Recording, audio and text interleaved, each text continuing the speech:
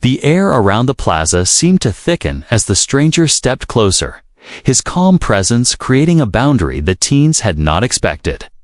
One of them tried to laugh as if to shake off the unease, but the sound came out thin and shaky, that brittle kind of laughter that cracks under its own weight. The woman in the wheelchair felt her pulse racing, yet for the first time since the harassment she felt a faint sense of safety returning like a fragile thread holding her together. Her service dog shivered but pressed closer to her leg, trying to shield her with every ounce of loyalty in its small, trembling body. The teens exchanged nervous glances, unsure whether to challenge the man or retreat. Their wealth had always protected them. Before adults gave warnings, then walked away, authority figures made excuses. Their parents smoothed things over, but this was different. This man did not look impressed or intimidated. The quiet strength in his posture unsettled them because it suggested a history they could not hope to understand. One boy stepped forward, pretending confidence. Though his eyes betrayed the panic creeping up his spine, he told the man to mind his business, yet the words lacked the sharpness he intended, sounding more like a plea than a threat. The man remained still, his expression steady as stone as he evaluated the situation. He noticed every detail, the tension in the teen's shoulders, the uneven grip on the dog leash, the fear hidden behind bravado. He saw the desperation in the woman's eyes, the determination of the dog trying to defend her despite the risk. The sun dipped lower, casting long, uneven shadows across the pavement, reminding everyone that the day was slipping into an evening where danger could grow bolder if left unchecked. The man's jaw tightened slightly as he made his choice. Instead of responding with anger, he bent down toward the woman, asking if she was hurt, his voice low and calm. She shook her head, though her hands trembled uncontrollably. Her service dog whined softly, nudging her knee. The teens watched this exchange with growing unease because the man acted with the deliberate confidence of someone who had resolved conflict before, someone who had stepped into danger willingly and survived. The leader of the teens muttered something about just messing around, but the man's eyes flicked toward him with a focus that made the boy swallow the rest of his excuse. The man rose slowly and stepped between the woman and the teens, forming an unspoken barrier. The teens shifted uncertainly, recognizing that the space had changed the moment he moved. Some of them backed away instinctively, while others remained frozen, caught between pride and fear. The man told them in a steady, level tone to release the dog. That single instruction cut through the tension like a blade. The boy holding the leash hesitated, his fingers tightening briefly before loosening. As if his hand no longer obeyed him, he let go, and the dog immediately limped back to the woman, its tail low, its body coiled with protective instinct. The man knelt to check the dog, gently running his hand through its fur, inspecting for injuries. His movements were efficient, controlled, showing training that had nothing to do with pet care and everything to do with assessing wounded teammates. The teens watched as the woman reached down to comfort her dog, tears gathering in her eyes, though she tried hard to hide them. The man studied the teens again, his silence more intimidating than any threat. The fear in their expressions grew because silence gave them space to hear their own guilt echoing back at them. One of the girls from the group whispered that they should leave, but the boy in front protested, saying they had done nothing wrong. His voice wavered and cracked, the shaky sound betraying the confidence he wished he had. The man finally spoke again, telling them that harming a service animal was a serious offense, that harassing someone vulnerable showed cowardice, not strength. His words were calm, almost gentle, yet the impact struck them harder than if he had shouted. They looked around, realizing that the bystanders who had watched earlier now stood in complete silence, eyes fixed on them, their expressions filled with disappointment and quiet judgment. The plaza, once filled with casual conversation, now carried only the soft sounds of evening wind and distant traffic. The teens stood trapped in the weight of what they had done, and what they had done, and what this stranger represented. He was not angry in the chaotic, explosive way they had seen from adults before. He was composed, focused, and unshakably certain, a type of strength they had never encountered in their sheltered world. The woman watched him with gratitude mixed with awe, sensing there was far more to this man than ordinary courage. He did not look like someone seeking recognition.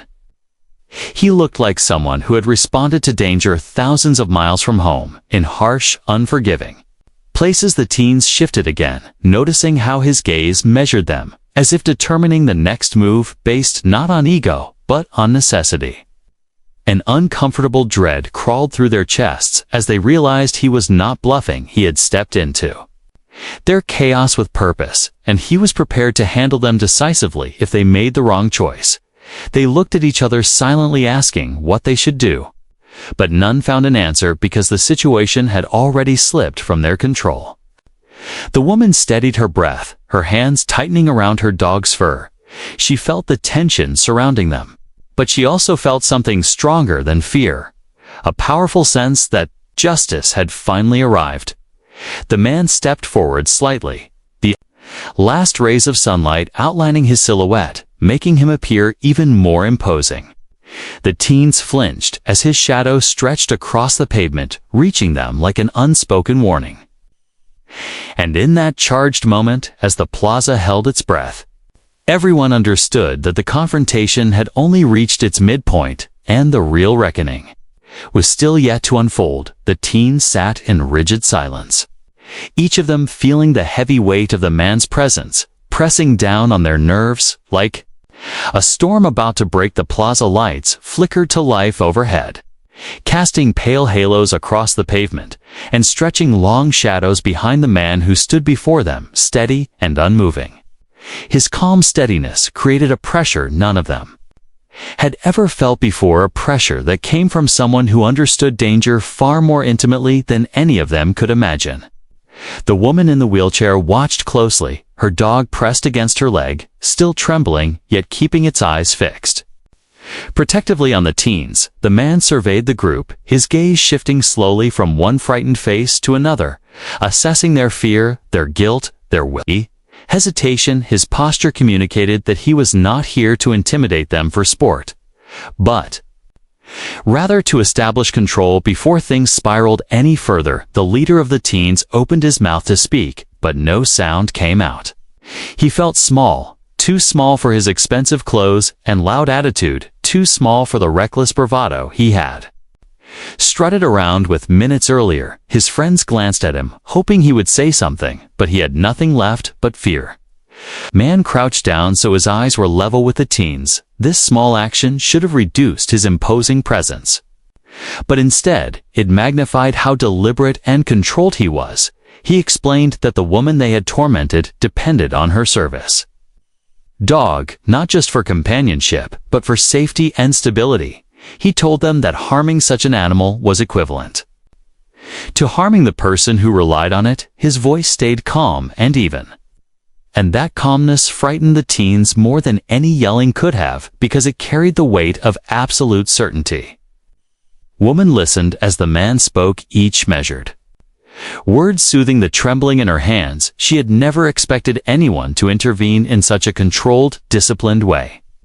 Most people either panicked or froze, but this man handled the situation like someone who had walked into danger countless times before and never once looked away. She studied him with growing curiosity, sensing a depth in his eyes, a quiet strength born from years of training and sacrifice.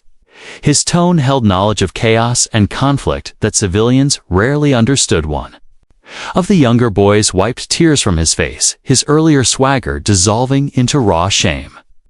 He apologized in a broken voice, surprising even himself. The man's gaze softened slightly as he nodded, but he did not ease the pressure. He told the boy that apologies meant nothing unless followed by action. The rest of the group murmured small apologies, their voices shaky and uneven. The man let their words hang in the air before telling them that real accountability was not about avoiding consequences, but facing them with honesty and courage, something they clearly needed to learn. He instructed them to check the service dog under his supervision. The teens hesitated, afraid to move, but the man reassured them with a quiet command, not of kindness, but of clarity. They approached the dog cautiously, their movements slow and deliberate. The dog tensed at first, then relaxed slightly when the man maintained his protective position. Near the woman guiding the teens with steady eyes, they examined the dog with trembling hands, realizing for the first time that the animal they had harmed was not a toy or an object, but a loyal partner devoted to the woman who relied on it to navigate the world. As they worked, the bystanders who had done nothing earlier began to step closer, guilt pushing them forward. They helped create space around the woman and her dog, forming a gentle, protective circle. Their silence carried remorse for their previous inaction. The woman nodded gratefully, but her eyes kept returning to the man who had intervened so decisively. He remained alert, watching every movement with a precise awareness that showed he was ready to act again at any moment.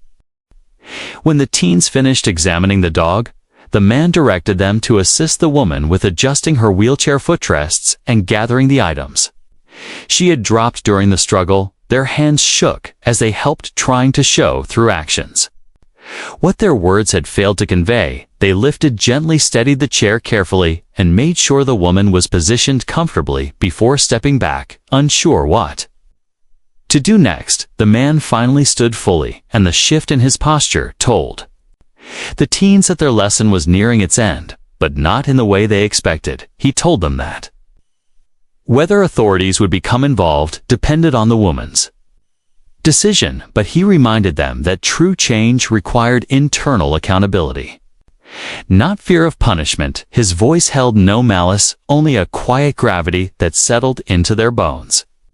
The teens looked at the woman, their eyes filled with remorse and fear. She studied them for a long moment, understanding that this could be a turning point in their lives. She told them she wanted them to understand the harm they caused and to grow from it, not to be crushed by consequences they were too immature to comprehend. Her words carried strength, not weakness, and the teens nodded repeatedly. Grateful and embarrassed, the man gave a slow nod of approval, then told the teens to leave quietly and reflect deeply on the choices that had brought them here. They backed away step by step, not running, not rushing, simply retreating with the humility they had never known before, until the plaza swallowed them into its quiet shadows. The woman turned to the man, her eyes filled with gratitude and lingering shock. She thanked him softly, her voice trembling. He nodded once, saying he had simply done what needed to be done. His eyes drifted to the dog to ensure it was safe before he took a small step back, ready to disappear as quietly as he had arrived.